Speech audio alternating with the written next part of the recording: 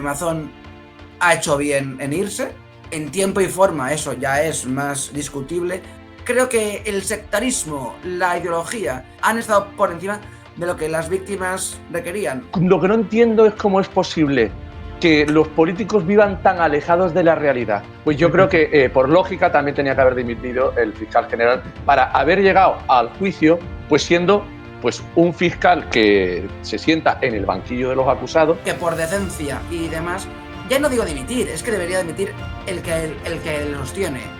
El número uno, el P-Amo. Hoy hablamos en La Diana de dos personas que se deberían haber ido ya hace tiempo.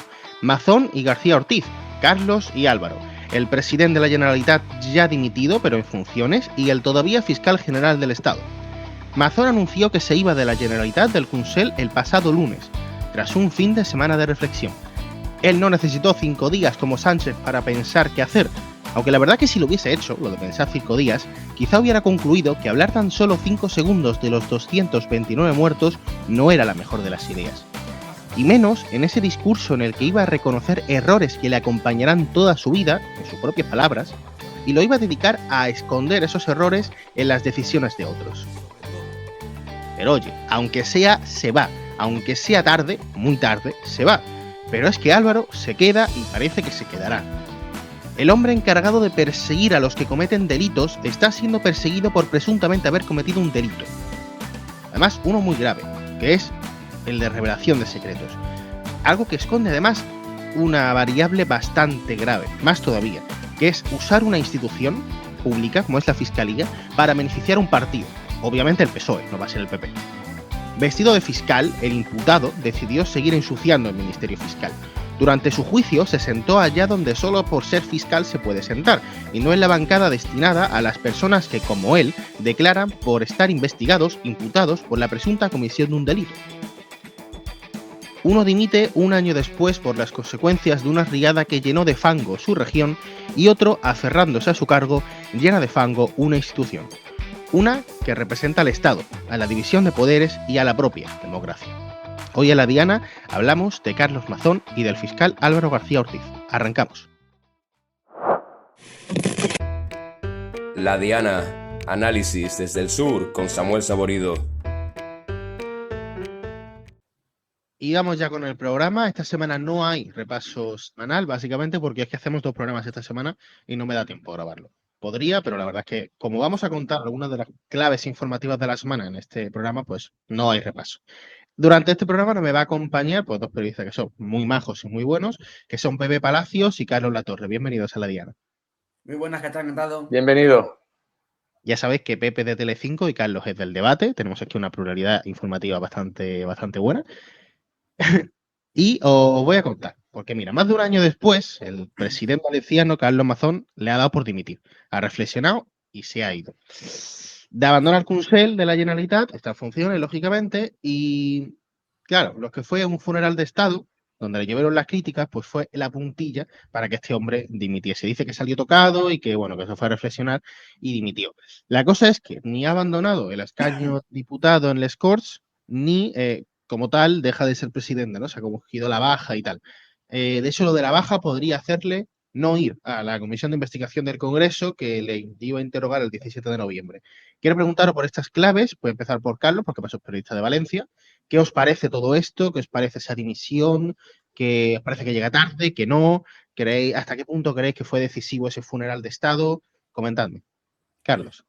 Bueno, pues yo creo que, obviamente, primero, yo no le llamaría funeral de Estado, yo le llamaría encerrona de gobierno. Ni era funeral y ni mucho menos Estado, porque si hablamos de Estado, estamos metiendo al rey como cómplice necesario. Entonces yo hablaría de encerrona de gobierno. Obviamente fue decisivo, fue la palanca, ¿no?, que activó el mecanismo genovés, el mecanismo en Génova, para volver a reactivar las dudas sobre Carlos Mazón, pero ahora para, digamos, disiparlas en forma de dimisión. Fue a nivel cuantitativo por el número de víctimas y demás y de insultos, pero también fue cualitativo por el mero hecho de ser ese homenaje y ser un año, pero también porque, y ya hablo en términos orgánicos, porque estaba presente Alberto Núñez Feijóo, con lo cual no es lo mismo que tú veas o que te digan o que te comenten o que esto, que lo otro, desde tu despacho con aire acondicionado o con calefacción ahora en otoño-invierno desde la planta 7 de Génova, que in situ desde la Ciudad de las Artes y las Ciencias de Valencia. Creo que Mazón ha hecho bien en irse. En tiempo y forma eso ya es más discutible, pero lo que realmente, bajo mi óptica, hay que subrayar es que él es el único que ha adoptado, insisto, no sé si tarde o mal, esa división. Yo dudo mucho que una magnitud de este calibre, no ya solo por los muertos, que es bestial, 229 solo en Valencia, 237 si juntas Castilla-La Mancha y Andalucía, es imposible que una tragedia de esta magnitud sean unos 120% malos y otros 20% o menos 20% buenos. Creo que el sectarismo, la ideología y demás no han estado por encima, bueno, han estado por encima de lo que las víctimas requerían. El otro día hablamos, Samu, de las ayudas, hablamos de otras cosas, pero yo creo que al final unos se han escudado en Carlos Mazón para hacer su discurso político, su relato. No sé en qué buen momento esto le viene a Diana Morán, por cierto, pero yo creo que al final unos han asumido su responsabilidad mientras otros se están escudando y son los mismos que el mismo día que dimitió, hace un año, que huyó de Paiporta y que dijo aquello de si quieren ayuda, que lo pidan. Por cierto, y acabo, ese mismo día llegó, tras viaje en helicóptero y posterior viaje en Falcon, llegó a Moncloa y dijo, tranquilos, yo estoy bien. Creo que lo dije la última tertulia. ¿Y a quién le importa cómo estés tú cuando había 229 muertos y había todos esos heridos y todo ese fango? Entonces, creo que unos asumen, aunque sea tarde y mal, sus responsabilidades, pero otros siguen enfangados, y lo digo con conocimiento de causa, en su sectarismo y en su ideología. Y creo que me puedo permitir un término en este término, asquerosa. Pepe Palacios. Bueno, yo creo que llega tarde y mal, porque no renuncia a su acta de diputado, con lo cual es aforado y no va a tener que ir a esa comparecencia que tiene a mediados de mes. No era una encerrona, y si era una encerrona se la podía haber evitado Carlos Mazón, porque todos le recomendaron que no fuese, incluso las víctimas. Y lo que no entiendo es cómo es posible que los políticos vivan tan alejados de la realidad. Con todas las manifestaciones que han habido en Valencia y en la Comunidad Valenciana de los familiares de las víctimas pidiendo la dimisión de Mazón, que tengan que ser cuando los políticos se sientan, Alberto Núñez Feijóo entre ellos, que es el presidente del Partido Popular, escuchan los gritos de los familiares, que es la primera vez que pudieron estar cerca del presidente de la Comunidad Valenciana, que durante un año no se ha reunido con ellos. No, ha tenido que ser el funeral de Estado. Ha tenido... Carlos, no te he interrumpido, por favor. Por favor. Con las víctimas no se ha reunido. Ha tenido que ser que escuchen esos gritos, esos improperios, para que de repente actúen. La verdad es que el PP además lo ha hecho fatal, porque es que ahora de repente no tenemos un presidente, no convoca elecciones y el PP ahora mismo, la Comunidad Valenciana, está en manos de lo que quiera Vox. Es que peor políticamente no lo puede hacer. Y luego, las víctimas, cuando entraron sus majestades los reyes, se callaron. Silencio absoluto. Es decir, las víctimas tenían muy claro a quién querían decirle lo que querían decirle y a los reyes no. Sí, porque Pedro Sánchez entró con los reyes. De ahí digo la de encerrona. ¿Por qué el presidente del gobierno entra con los reyes? El presidente tendrá que entrar. El presidente del gobierno se parapeta física y narrativamente con los reyes de España. Sí, y lo ha vuelto a hacer. Bueno, sí, que no te digo que no, que no te digo que no. Vamos a hablar de las manifestaciones. La primera, obviamente, fue multitudinaria. 130.000. Por cierto, ¿por qué se obliga por parte de los convocantes a quitar una pancarta de Sánchez Dimisión? Eso lo digo, porque hubo una pancarta de Sánchez Dimisión, al menos en la cabecera, y ya nunca volvió a aparecer. Luego fue 100.000, luego 80.000. Y así fuimos bajando hasta llegar a la infausta cifra de 1.500 personas en la manifestación del mes de julio. Yo creo que la audiencia tiene que saber dos cosas, y lo voy a hacer muy rapidito. Uno, 1.500 personas o 5.000, me da igual, ¿no? Que fue pues la última. 225 convocantes. Si yo tengo 225 amigos y les digo que cada uno lleve a X amigos, en mi cumpleaños yo creo que supero esa cifra. Y luego, ¿qué tiene que ver una cosa con la otra, por decirlo finalmente? Es decir, ¿qué tiene que ver representar o pedir la dimisión con otras cosas como llevar la bandera estelada de los países catalanes, llevar la bandera del Partido Comunista, de la Segunda República, o ya, lo que a mí, y tengo fotos, digo, porque yo la hice, porque me llamó por la atención, y a quien no, una cosa que es maravillosa, con las víctimas de la Dana, ¿no? Vamos a las víctimas de la Dana.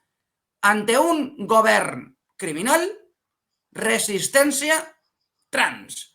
Hombre, que me digan eso, y que las víctimas, si yo, a Dios gracias, yo no soy víctima, pero que una víctima vea que se pone una hipotética, eventual, y no sé si hasta mitológica, resistencia trans como parapeto, como excusa para ir tú a la calle, poner una pancartita y hacer el panoli. Hombre, yo creo que no.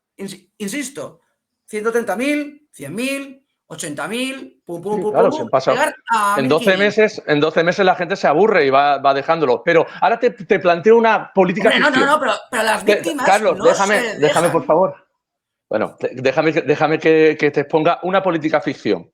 Y es, si Carlos Mazón no hubiera ido al funeral de Estado, si no se hubieran escuchado esos improperios, ¿tendríamos todavía a Carlos Mazón como presidente, no en funciones, sino presidente? Es decir, ¿no habría desembocado esta crisis política que ha provocado el propio Carlos Mazón y el Partido Popular? Porque es que si no hubiera estado, si no hubiera escuchado esos improperios, si no se hubieran dado cuenta los dirigentes del Partido Popular de lo que estaba pasando con las víctimas y con su presidente, quizá no habría pasado nada. Quizá Pedro Sánchez iba a decir. Pedro Sánchez sigue de presidente, pero quizá Carlos Mazón también seguiría de presidente.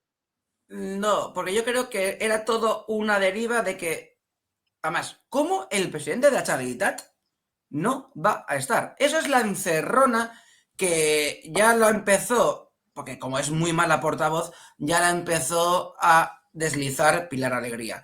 Si iba, porque iba. ¿Cómo te atreves a ir? Asesino, asesino, asesino. Y si no va, está asumiendo la culpa y es un cobarde, con lo cual es un asesino. Entonces, si sale Barba, San Antón, y si no, la Purísima Concepción. Es decir, si iba porque iba y si no iba porque no iba. Es una encerrona de Estado y yo creo, y yo suscribo sus palabras de ya no puedo más. No por lo que dice, los que hemos estado, digamos, en estos días en contacto con él y demás, lo suscribimos. Ya no podía más. A nivel familiar, ni a nivel político, ni nada. Y sí que me gustaría dejar una cosa clara. Se ha hablado de... No, es que él aguantó hasta julio por el dinero, ¿no? Por la supuesta paga que se le da cuando eres 2 años presidente de la Generalitat. Bueno, que no es paga, sino que estás o que entras en el Consell Jurídic Consultiu. Él tiene plaza como gerente de la Cámara de Comercio de Alicante. Y si como presidente cobran, no sé, 75, 80, 85.000 decían. 85 decían. Cobran mucho más en la Cámara de Alicante. Y créeme que es mucho más tranquilo, porque no tiene que aguantar a gente, cuando digo gente soy bastante generoso, como José Muñoz, Diana Morant en la distancia, que no se atreve a venir aquí, o Joan Baldoví. Entonces, una cosa es las responsabilidades políticas y otra cosa es lanzar, ahora que está tan de moda esa palabra, bulos o, si me permite, procacidades sobre alguien que al final lo que ha hecho es dar un paso atrás. Pero yo, y ya acabo, insisto, ¿por qué nadie asume su responsabilidad? ¿Por qué Miguel Polo, presidente de la Confederación Hidrográfica del Júcar, no se le cae la cara de vergüenza al señor Polo por decir que casi 2.000 litros por segundo era algo normal que no le llamó la atención y por eso no envió ningún correo a emergencias?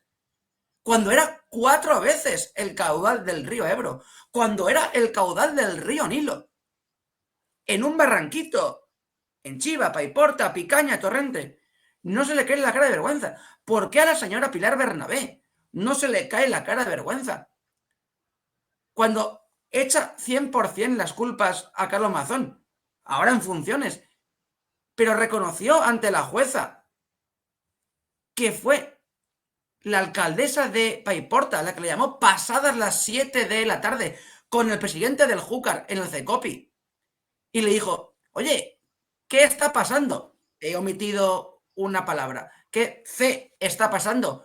Que mi pueblo está inundado y ya hay muertos. Y no pasa nada. Solo es Mazón. Es que no se le ocurre ni al pardillo que asó con el dedo la manteca que todos sean culpables y los otros sean indemnes. Por amor de Dios. ¿A quién se le ocurre? Solo a los sectarios. Y no me refiero en el ámbito periodístico, que también, sino sobre todo al ámbito judicial. Vale, voy a coger Lo que pasa es que déjame tan solo apostillar una cosa. Cuando te dé la palabra que te la voy a dar, lo apostilles. Vamos a centralizar el debate porque nosotros estamos hablando de Mazón y de la dimisión, no de la gestión de la Dana. Mazón y su dimisión viene por algo. Vosotros, por lo menos Carlos, ha dicho que no viene del funeral de Estado. Entonces, ¿de qué viene? ¿Hay un cálculo político detrás? ¿De quién viene la decisión? ¿La ha tomado Mazón? ¿Se la ha exigido Feijóo? Si se la ha exigido, ¿por qué no se la ha exigido antes? Esas son las claves que me gustaría a mí tocar en este debate. Se le voy a dar la palabra a Pepe si quiere que apostille rápidamente eso que quería decir. Y después sí, no, simplemente que llega tarde. La dimisión por dignidad política, por no haber estado en el puesto de responsabilidad que tenía que haber estado en el día de la Dana y estuvo 5 horas en un restaurante, tenía que haber dimitido aquel día. Aquel día o el día siguiente, cuando vio las consecuencias de su ausencia siendo el máximo responsable. Es que muchas veces los políticos, y me da igual que sea del Partido Popular, que del Partido Socialista, que de Sumar, es que en el cargo va la responsabilidad. No estamos solo para los buenos actos y para estar haciendo conferencias. Estamos también para asumir las responsabilidades cuando lo hacemos mal. Y como bien decía Carlos, no solo de Mazón es culpable, hay otros culpables de otras administraciones públicas que también deberían de tener su responsabilidad. ¿Que lo ha hecho Mazón? Sí, pero lo ha hecho un año tarde. Lo ha hecho un año tarde. Eso es lo único que... Un año y 3 días tarde, al menos. Bueno, pero por eso no es mejor Mazón. Son igual de malos. Los otros igual de malos que Mazón. Iguales, son iguales. Es porque no asumen la responsabilidad. Aquí lo vemos en Andalucía con el caso de los cribados. Y tantos casos que hay. Y lo que me parece increíble, y vuelvo de nuevo al principio, es que porque se escuchen unos gritos, unos improperios en una encerrona de Estado, como dice Carlos, o en un funeral de Estado, como digo yo, que todo esto se desemboque y que luego se haga tan mal. Es que el Partido Popular, no creo que nadie que fuese un asesor político del Partido Popular le recomendase que lo hiciera de esa forma y que lo hiciera además el día en donde opacaba el gran tema que ellos tenían, que era el fiscal general del Estado que iba a juicio. Es que lo han hecho rematadamente mal y lo peor de todo es que ni sabemos quién va a ser el presidente de la Comunidad Valenciana, ni sabemos si va a haber elecciones anticipadas, ni sabemos si Vox va a decir ¿es este candidato o este otro? La verdad es que como comunicación política del Partido Popular en este asunto, nefasto. Desde el día 29 de octubre a hoy, que es 6 de noviembre de 2026, de 2025. Vale, como también vamos a hablar de ese tema que ha opacado la dimisión de Mazón, os voy a pedir lo más breve posible, que es la dimisión, o sea, el juicio de fiscal.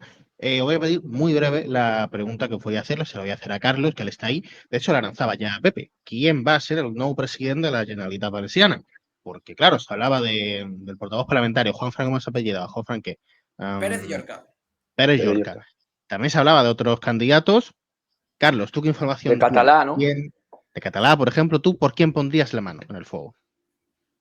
Bueno, no me pides nada, ¿sabes? Yo de Catalá, si yo fuera, yo creo que es o sería la candidata idónea, pero para 2027.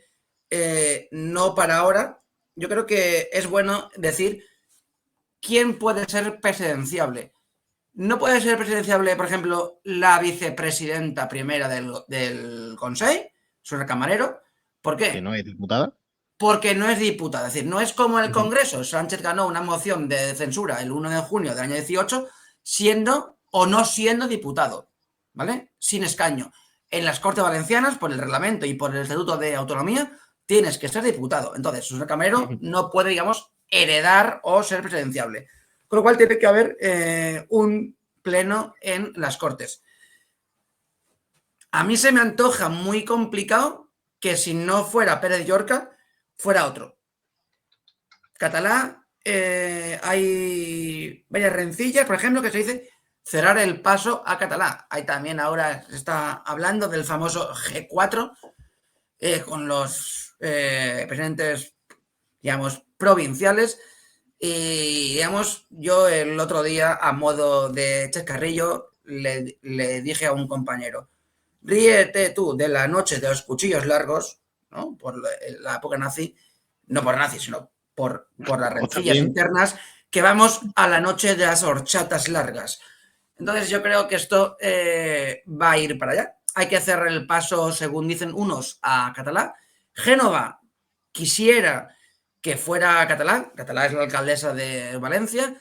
A ella creo que le hacen, como se suele decir, un traje si le cambian del ayuntamiento, que está muy bien, las encuestas muy bien, para meterle, o sea, sería desvestir un santo para vestir otro y vaya usted a saber cómo queda pues el primero.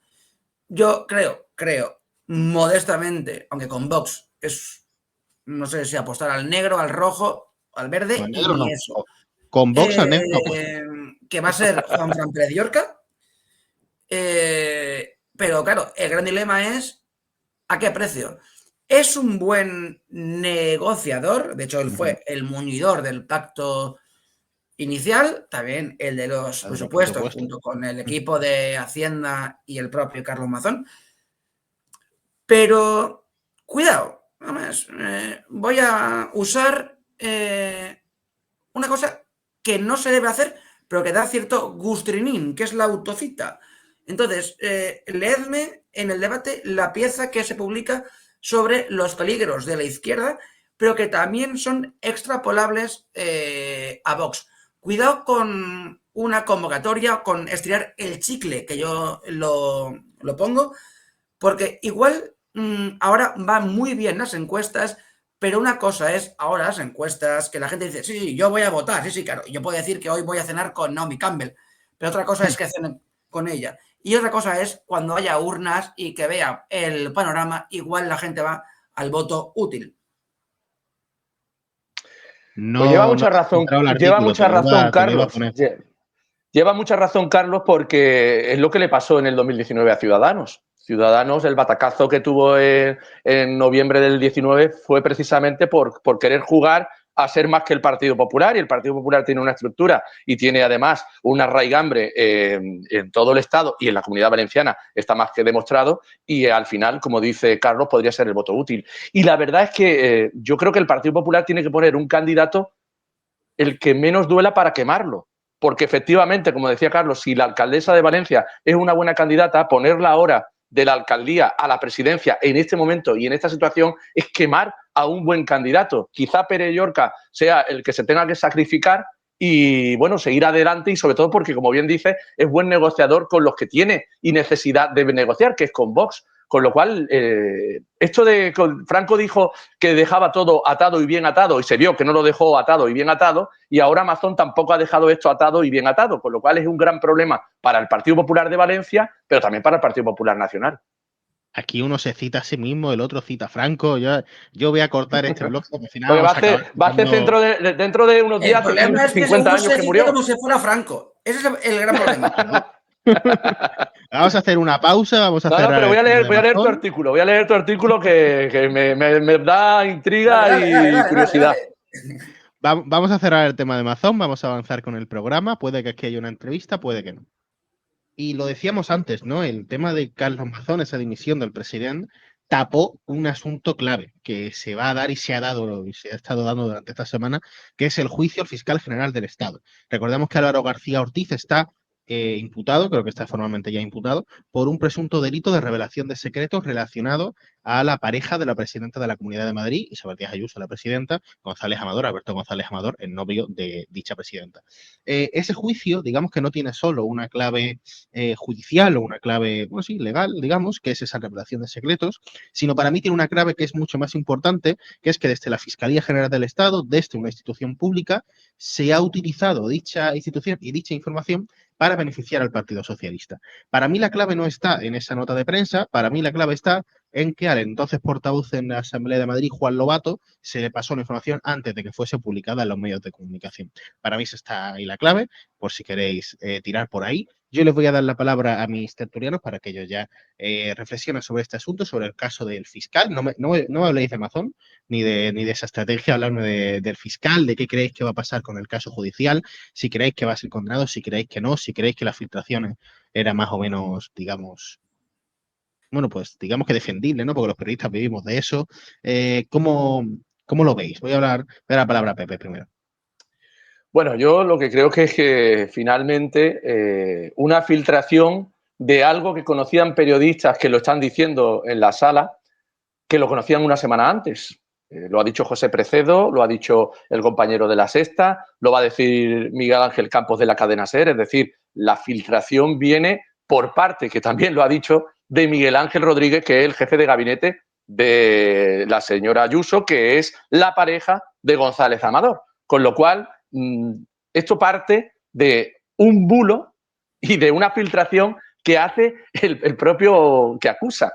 Con lo cual, pues para mí es el caso no caso. Lo que sí que es verdad es que finalmente lo que ocurre es que se pone en tela de juicio pues uno de los organismos judiciales más importantes que tiene el Estado, que es la Fiscalía General del Estado. Unos dicen que sí tenía que haber dimitido, otros dicen que no tenía que haber dimitido. Lo cierto es que si hubiese dimitido el fiscal general del Estado, habría reconocido de alguna forma algo de culpabilidad, aunque está la presunción de una inocencia. Se habría dicho por parte de algunos medios de comunicación.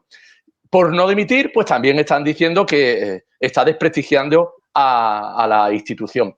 Con lo cual, no tenía que haber llegado esto a juicio, nunca tendría que haber llegado a juicio, pero una vez que está llegando a juicio, ahora quienes le están juzgando son sus subordinados. Con lo cual, el subordinado va a condenar a su jefe. Claro.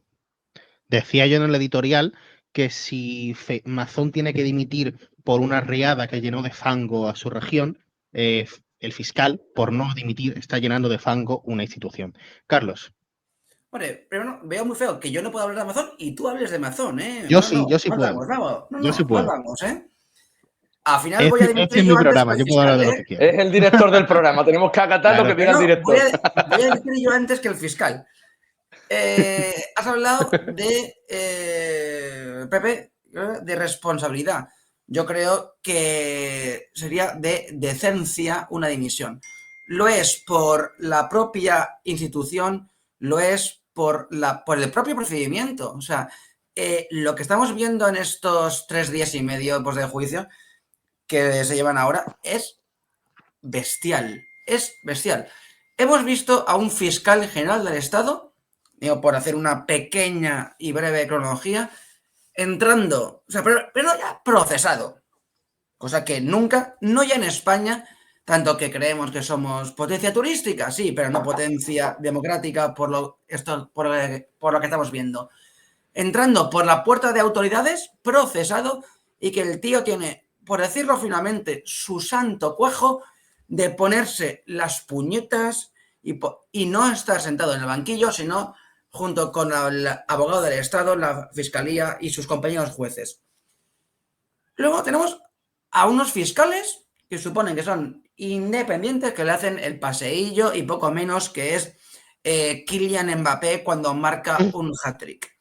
También tenemos a un fiscal, no Álvaro García Ortiz, al fiscal que está presuntamente acusando, que tiene que acusar, pero que lo que está haciendo es defender al fiscal. Y además es un subordinado. Es decir, creo que el símil lo he dicho muchas veces, los pájaros disparando a las escopetas. Y luego, creo que se está mezclando aquí varias cosas. Una cosa es que el novio de la presidenta de la Comunidad de Madrid pudiera haber cometido fraude fiscal. Pues bien, bien. Y otra cosa es revelar los secretos. O sea, un pacto, unos datos privados de un señor privado por un interés personal / político. Y lo dijo, no me acuerdo ahora el nombre, pero el primer fiscal que declaró que al pobre, que, oye, yo soy del Madrid, entonces yo, digamos, pues que tengo cierta complacencia con los del Atleti, pero encima que vas al campo del Atlético, que te saquen a mitad partido para que le des una nota de prensa o unos datos al fiscal general, creo que ya es abusar. Y lo dijo la propia jefa de prensa. Me dictó la nota de prensa. No son mis palabras, son las de la jefa de prensa de la Fiscalía. Entonces, yo creo que por decencia, porque no lo hemos visto ni siquiera en la Europa civilizada. Ni siquiera en aquellos países en los que hace 5 siglos iban con taparrabos, si hubiera habido un fiscal general, habría estado imputado. Por lo tanto, yo creo que por decencia y demás, creo que, ya no digo dimitir, es que debería dimitir el que los tiene. El número 1, el P-Amo. Ahora, si es condenado, que yo creo que la sentencia antes de marzo estará como muy tarde, porque esto acaba, ¿no? Si no recuerdo mal, el día 13, le va a dejar caer el P-Amo como a Ábalos, como a Cerdán. Veremos si Ángel Víctor Torres y demás, o le va a sostener. ¿Va a decir que su relación era anecdótica, como con Collo? ¿Qué va a hacer? ¿A quién va a poner? Porque es que solo pensar en quién va a poner para completar el cambio de régimen que está imponiendo, se me pone la carne de gallina. Si en un caso decíamos que tenía que... Si en un caso teníamos... Discúlpame, Samuel. Si en un caso decíamos que tenía que dimitir, que era el caso anterior, que no podemos nosotros mencionar, porque solo lo puedes mencionar tú, que eres el director, pues yo creo que, por lógica, también tenía que haber dimitido el fiscal general para haber llegado al juicio, pues siendo pues un fiscal que se sienta en el banquillo de los acusados, no se sienta con su toga y con sus puñetas, como dice Carlos, al lado del abogado del Estado y de la Fiscalía. La Fiscalía que no acusa, sino que defiende. Magnífico. Claro, y vamos a ver, la mujer del César tiene que ser honesta y parecerlo. Pues en este caso es lo mismo. Por eso digo que ¿quién va ahora a decirle o va a condenar a su jefe? Es que es muy complicado. Es que es muy complicado que estos fiscales, que como bien dice Carlos, pues el fiscal de la acusación parece más defensor que acusación, es muy difícil que tú juzgues a tu jefe y le condenes. Pepe, voy a ser malo. No nombres a la mujer del César. Vale, no, yo no la había pillado.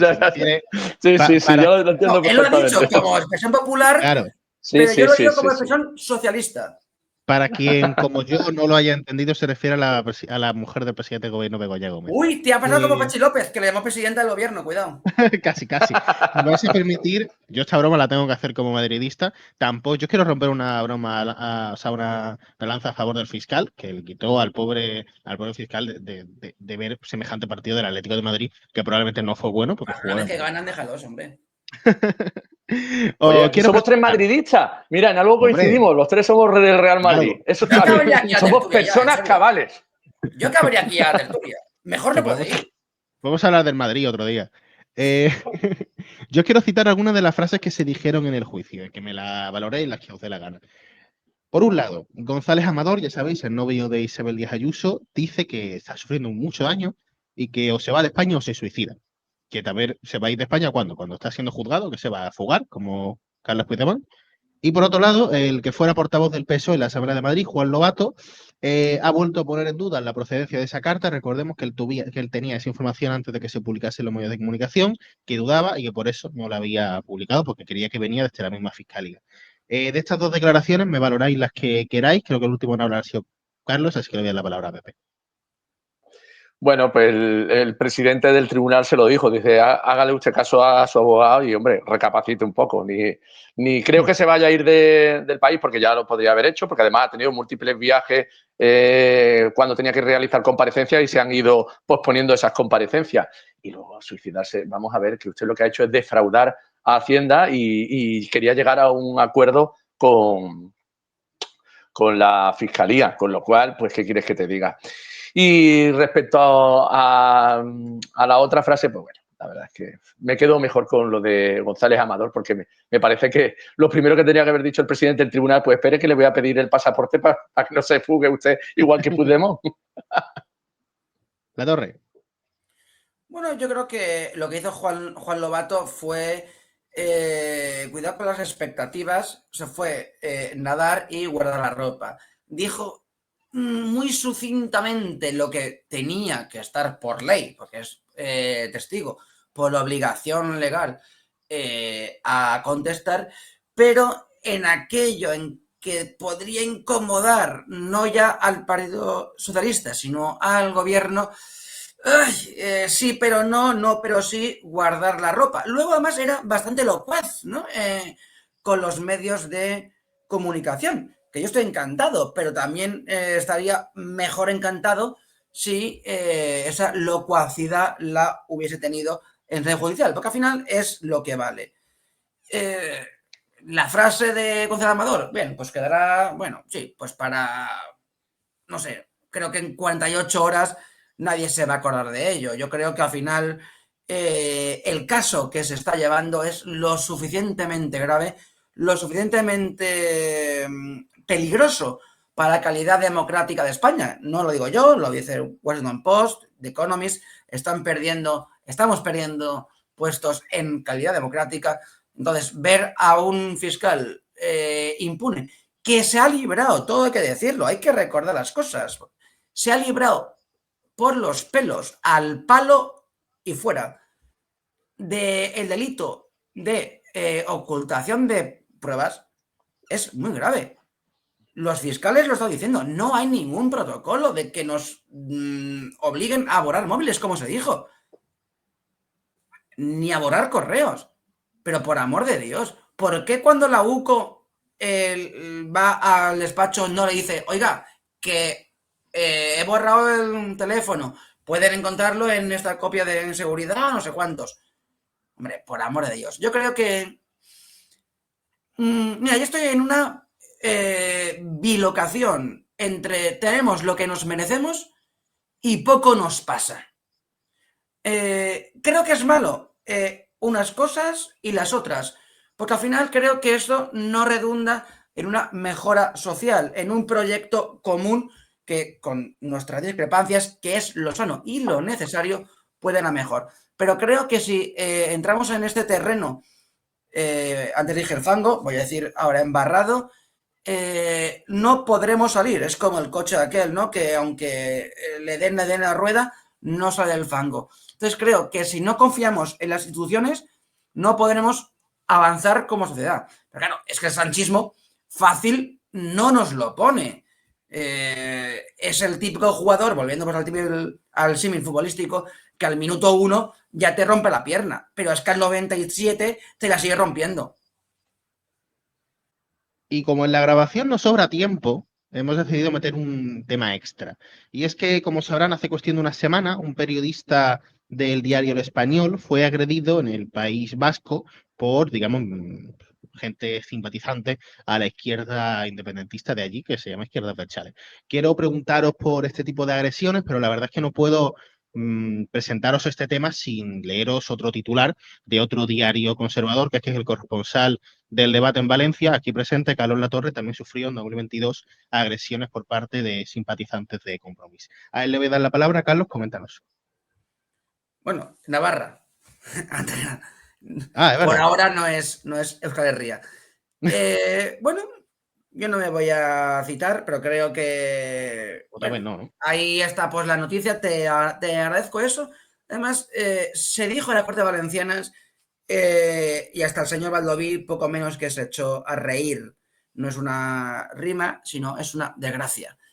Dicho lo cual, toda mi condena absoluta a quienes han hecho este atroz, y si me apuras el término, atentado, no porque sea periodista, sino porque es persona. Y luego, además, porque está ejerciendo el más noble de los trabajos, que es informar y que la gente pueda, con su opinión o sin su opinión, con sus informaciones o sin sus opiniones, ser ciudadano libre. Y de hecho, de lo cual, no recuerdo si ha pasado, me callo, me la envaino y pido perdón. ¿Se ha oído al señor presidente del gobierno condenar o apoyar al periodista? Al ministro del Interior, que tendría que estar ahí porque son sus agentes, junto con la Policía Foral de Navarra. ¿Ha dicho algo? ¿Ha dicho algo Yolanda Díaz o sigue pensando en las primitas que le regalaron el bolso a su hija? ¿Ha dicho algo la que aspira a ser presidenta de Andalucía, señora Montero? Que con sus impuestos, o sea, no, que con la gestión de los impuestos que ella hace, nuestros, está permitiendo esa barbarie. ¿Ha dicho algo la señora Diana Morán, ministra de Universidades? Eso era una universidad, si no recuerdo mal. Pero aunque no, ¿ha dicho algo? Mucho estar en el CECOPI con calzador, aunque no pintas nada, pero ahí te callas como una puerta. ¿Ha dicho algo, no sé, el tuitero Óscar Puente? ¿Ha dicho algo alguien? No es por ser periodista, es por ejercer la libertad. Y no hay nada más sagrado que la libertad. Y en Pamplona, y en País Vasco, y en el resto de España, han caído muchos periodistas, hablo de, por ejemplo, López de la Calle, han caído muchos guardias civiles, muchos policías, por defender la libertad. Porque si somos lo que somos ahora, y podemos decir lo que estamos diciendo, es por aquellos que han dado su vida. Con lo cual, son unos indignos.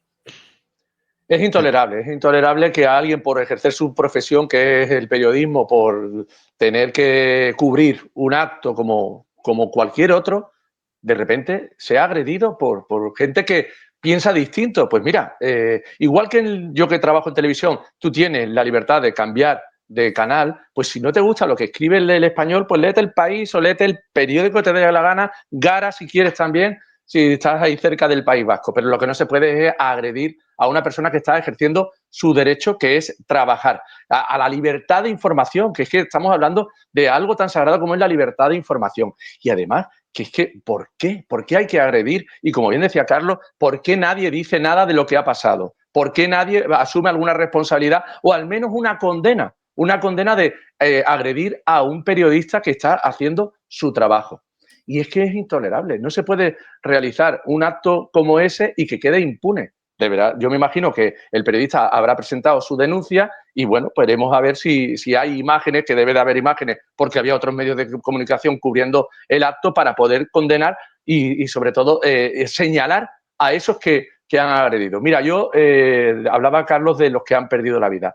Yo durante 5 años fui corresponsal de Antena 3 en los años en donde aquí en la Costa del Sol estaba el Comando Andalucía, que todos los veranos asesinaba, mató a José María Martín Carpena, entre otros, a Luis Portero. Todos esos casos los cubrí yo. Y yo todos los días tenía que hacer una flexión diaria, que era para mirar los bajos de mi coche. Recomendación de mi empresa, porque a otros compañeros del País Vasco se tuvieron que ir del País Vasco a Madrid porque les pusieron artefactos explosivos en una maceta en la puerta de su casa. Y parece que nos hemos olvidado, y sobre todo esa gente de la caleborroca, que no ha vivido los años de de hierro los años de las bombas y les parece que pegar a un periodista es lo más gracioso del mundo. Pues estás haciendo una agresión y un atentado a la libertad de información, que les quede claro. Lógicamente, desde la Diana nos sumamos a la FAPE y a la APM, que ya han condenado la agresión recibida por este periodista, por este y por cualquiera, lógicamente, más allá de su ideología y de su medio. Me parece que es algo que tenemos que hacer todos, al fin y al cabo, ese corporativismo para impedir que se agreda a compañeros de profesión, uno de ellos aquí presente, que nunca lo ha dicho. Es que, mira, igual que le ha pasado a Carlos, me puede pasar a mí o te puede pasar a ti, Samuel, o a cualquier periodista que está trabajando en la calle. Y simplemente me vais a permitir una reflexión, porque claro, mucha gente relaciona esto con directamente la ETA, como que si fuese sido la ETA lo hubiese matado. Los que ha contado Pepe, los que ha contado ya Carlos, o sea, me parece que condenar una agresión y decir que es muy, muy grave agredir a alguien en general y agredir a un periodista más todavía, no lo equipara con una banda terrorista que mató a cientos de personas en este país. Parece que también como periodistas tenemos que hacer esa pedagogía. Si nadie me quiere contrarrebatir, yo doy por finalizado el programa, si nadie quiere decir nada más. Parece que no. Yo me he despachado a gusto. Hoy me han hecho caso, ya no sé la semana que viene. Nosotros nos vamos, ya sabéis que tenéis, por lo menos los que nos estéis escuchando de Málaga, que os interesará Tertulia Local, que publicamos hace ya unos días, y la semana que viene otro nuevo programa. No sé qué día, porque me estoy planteando cambiar el día de publicación. Igual, quién sabe, lo hacemos. Pero nos vemos la semana que viene con otra tertulia. Carlos, Pepe, gracias por venir a la Diana. Nos vemos la semana que viene. Gracias. Un gusto, como siempre. Un placer siempre. Como siempre. La Diana es un videopodcast autoproducido y presentado por Samuel Saborido. Puedes vernos y escucharnos en YouTube, Spotify e iVoox. Y ahora también leernos en ladianapodcast.com.